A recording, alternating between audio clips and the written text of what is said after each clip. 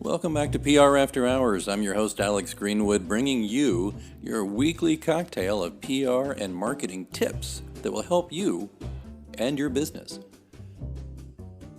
So, working from home, are we? Well, lots of people are these days for obvious reasons, and I've got a few tips on that very subject coming up right after this message.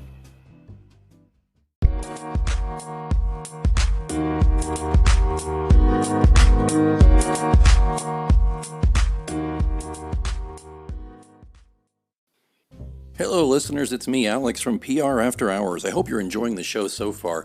And I wanted to talk to you just for a moment about the way I get this show right into your earbuds every week. It's because I use Anchor FM. Now, I've told you previously that I've been podcasting since 2006, back when we used stone knives and bear skins and a couple of Dixie cups and string. Anchor FM has really streamlined this and made it simpler for people who don't know the first thing about setting up a podcast or don't have, time to learn all the pro tools and stuff, because it's all right here. First thing it's important to know is it's free. There are certain tools that will allow you to record and edit your podcast right from your phone or computer. Anchor will then distribute your podcast for you so it can be heard on Spotify, Apple Podcasts, and many more. That's huge.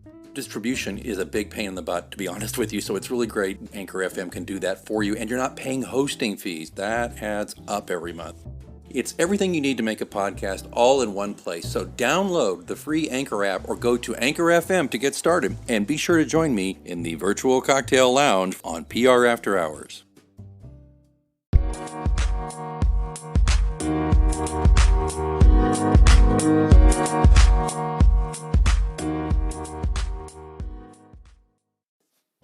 So, working from home, if you're fortunate enough to keep working during this crisis, which a lot of people simply are not, working from home being the only way to do it at present for most people, I thought I'd offer you a few tips.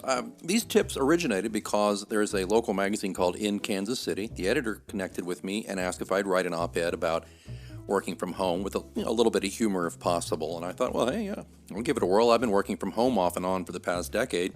So I thought I would put those thoughts together. So if it's okay with you, I will read of this post, and there'll be a link in the show notes if you like to actually read it rather than hear me read it. But it's called Working from Home. First, reconsider the Chaise Lounge Costanza.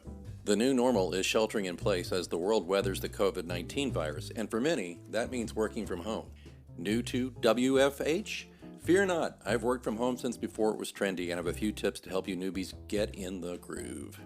First things first, don't play the pajama game. Since it's tempting to wear your PJs all day, it can have an effect of making you feel like you're not really at work. Well, when I first started working from home, it was a slippery slope from wearing my sleepwear all day to forgetting to brush my teeth, use deodorant, or speak in complete sentences.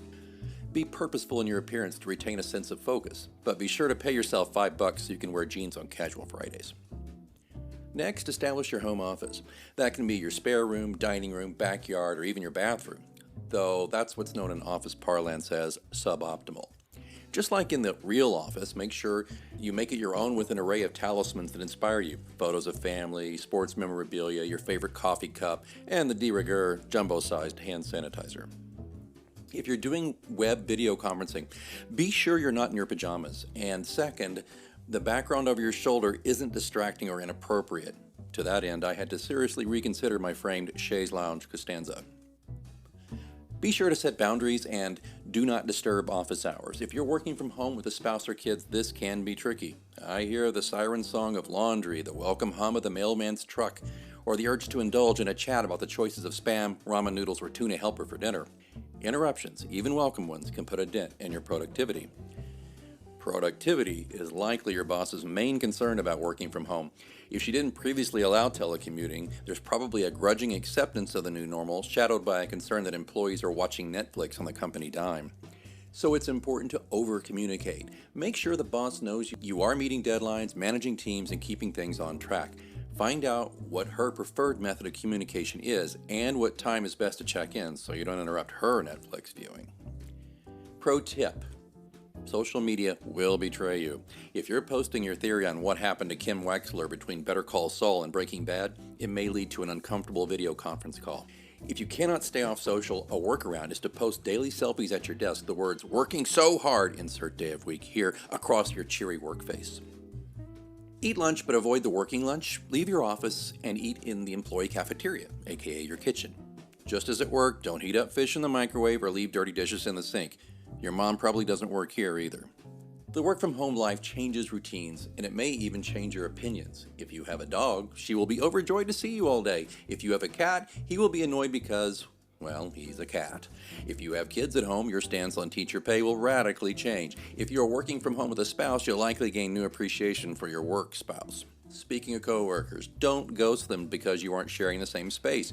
You'll start to feel like a castaway if you're not careful to make time for coworkers on the phone or FaceTime to vent, compare notes, and talk them out of naming a stress ball Wilson.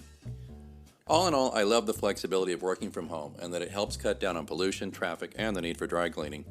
Perhaps when this pandemic blows over, it can be a permanent new normal for you too.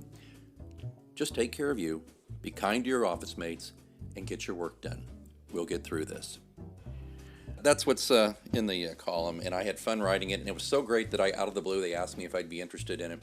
And when I got the call, I had to talk to my buddy Brian, who is just a very funny guy. He's an aspiring comedian. He's one of the funniest people I know, and we were back and forthing on a lot of stuff. There's only about 700 words possible in the story, but he had some funny bits that I had to kind of cut. He was talking about the IT crew. Let's see what he says here. He says, since you're really relying on your internet connection, your computer and service and cloud servers, he said it might be a good idea to get a Starbucks gift card for the IT help desk crew, though they'll not be able to use it. And he said, and if you are the IT help desk crew, you'll just have to make that pained face when we call. So we are interrupting your development of that mildly annoyed emoji. Talking about making sure your desk is ergonomic so that your back doesn't feel like you rode a bone-shaking wooden roller coaster all day, and talked about people stealing your lunch out of the fridge, or making sure you don't steal somebody else's lunch because they're probably married to you or your kid and they know where you live. Stuff like that. He's a great help, and a lot of the other things we brainstormed a little bit on that for the article. So I just shout out to him. He doesn't want me to embarrass him, but that's kind of part of why I wanted to mention that, was that just because you're stuck at home doesn't mean you can't collaborate. And maybe you have some assignments and you're the type of person who needs to bounce things off people. Well, here's another tip. Get a hold of him. So he and I jumped on a phone call, and for 20 minutes we spitballed on it, and it gave us a chance to catch up and vent and just feel somewhat normal again, So keep that in mind too when you have a project looming or something going on, or maybe you just need that little water cooler type chat, right?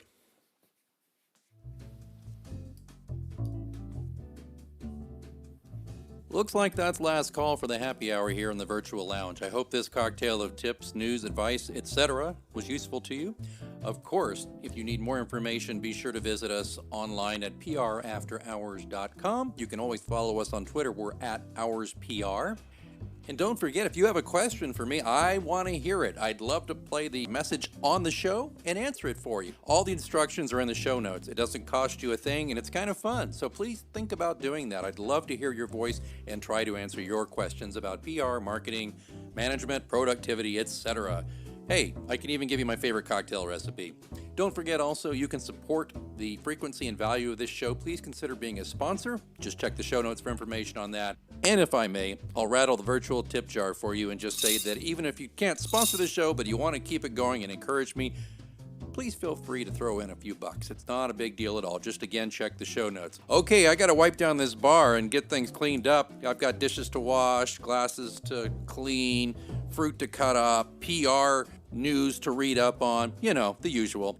Join me again soon for PR After Hours, your virtual PR cocktail lounge.